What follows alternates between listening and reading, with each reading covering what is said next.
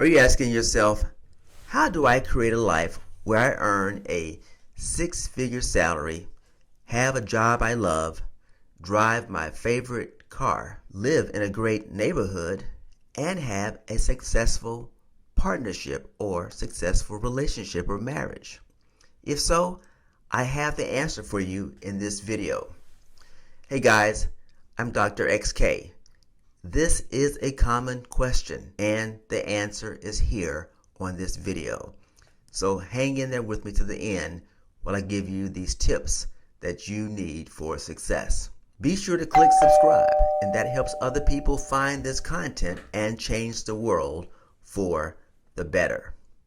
Let's get right to it. I wouldn't be where I am without my friends. My friends have shaped who I am by helping me learn how to think, how to act, and by supporting me through all my ups and downs in life.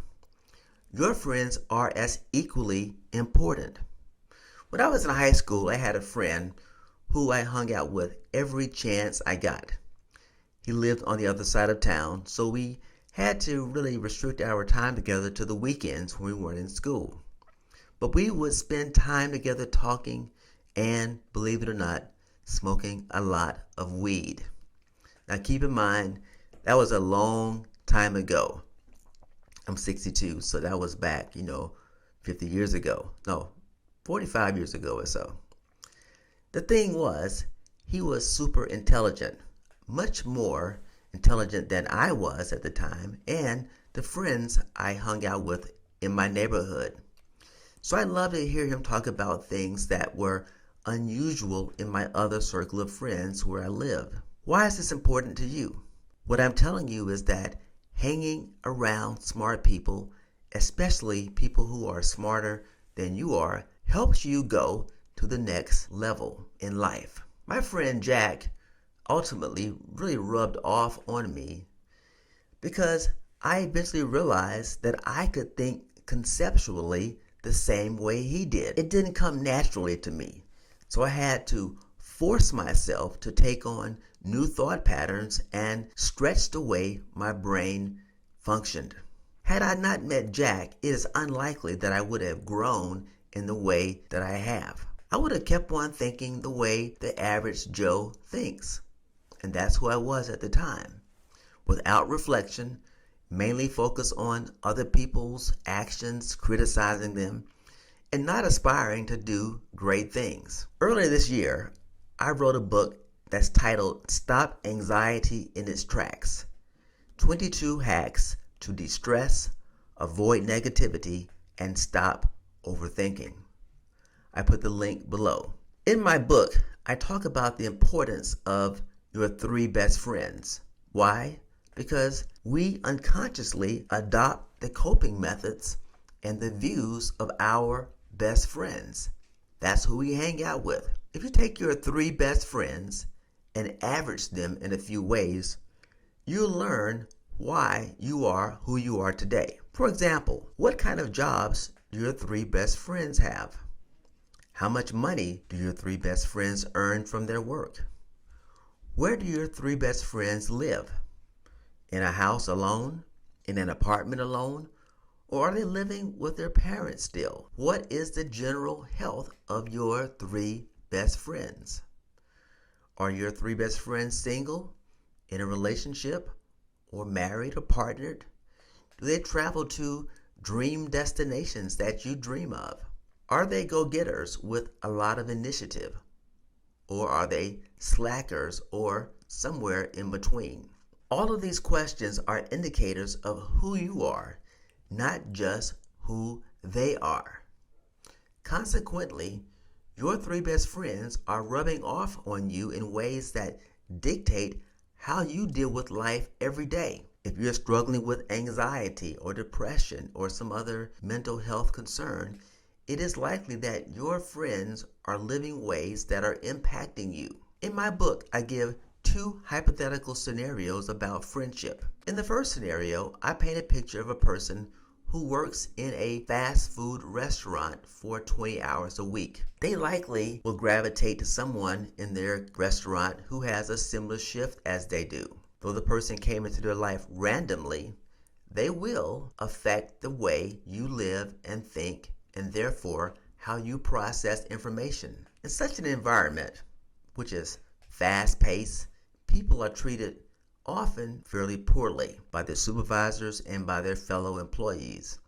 And that causes people's anxiety to rise, and therefore how your coworkers respond to anxiety is likely going to impact how you respond to anxiety. In the second scenario, let's say you work in an office environment for 40 hours a week. It's likely that you'll pick one person in your office that you're going to spend a lot of time with. You're probably going to go to lunch together a lot, and you're going to perhaps hang out together after work. In an office environment, people get treated differently than they do in a fast food restaurant. Take my word for it. Because in most offices, they're run by a company or a supervisor or a leader or CEO who has instilled in the company a certain set of values and principles, and they're likely to be posted all around the workspace. They'll be on the website.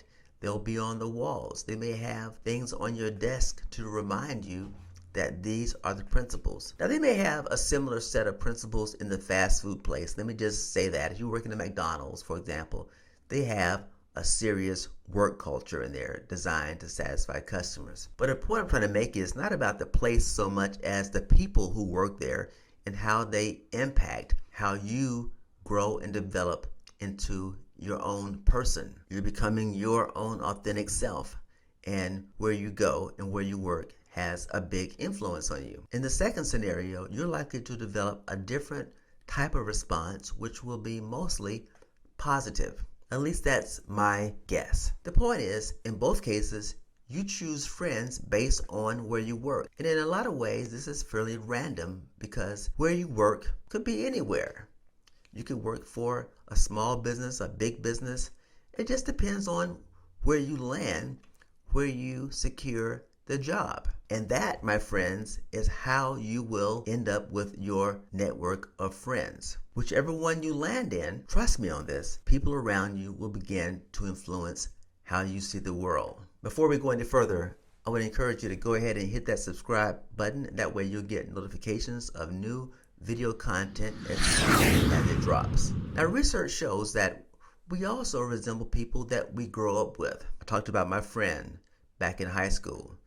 So your views about the world are shaped by your hometown. If you grew up in a small hometown, it's going to be different than growing up in a large hometown. If you grow up in a progressive part of the country where people say have a great regard for LGBTQ rights, this is just an example, you're likely to have some leaning toward LGBTQ rights yourself. If you live in a town or grow up in a town where people feel LGBTQ rights are against the community values, they don't jive with what people learn in church or other places, you're likely to develop away from LGBTQ rights. That is going to affect the way you think. Now, let's say you move from your hometown and you go, like I did, from, say, Columbus, Georgia to Atlanta, Georgia. One is a town that's fairly moderate in size, just 100,000 people, to one that has over 1 million people. That's a huge jump in the changes in the environment. It's a big change because you go from a small town mindset to a metropolitan mindset. It's going to influence who you meet. You're going to have new friends. You're going to have new people on the job. You're going to probably go to a new church and have a new perspective on spirituality. All this affects how you manage your anxiety. And once you return home, you will see how much you have changed because the people who are still there are likely to be the same as they were when you left them.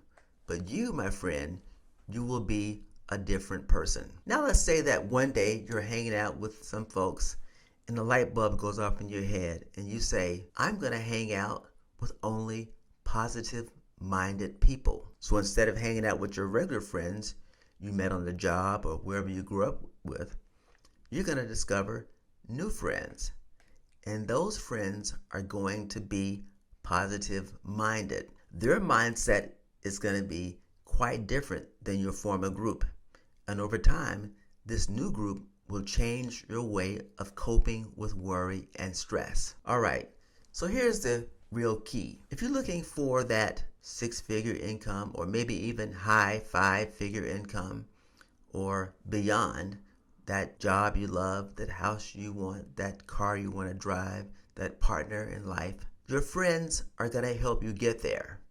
And by averaging out the friends you have now, that will tell you what are the chances of you making it. If the chances are low, I'm saying change your way of selecting your friends. Pick those who are living the life that you aspire to and begin hanging out with them. That's the key, my friends. Don't forget, click subscribe and get this content when it drops.